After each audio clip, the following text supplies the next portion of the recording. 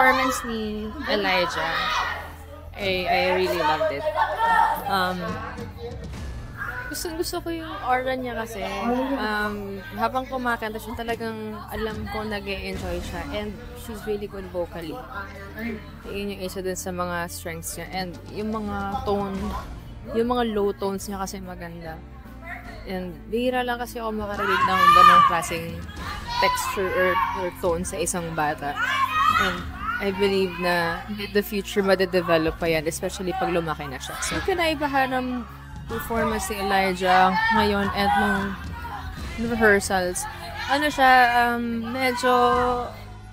medyo nahihiya pa siya. Parang she was still like trying to hold back pa. Pero nagulat din ako kasi ang lakas pala ng boses niya and ang ganda tsaka talagang parang siyang butterfly na alam mo yan, like nag-bloom from, you know, like alam mo yan, nagkaroon siya ng metamorphosis sa stage.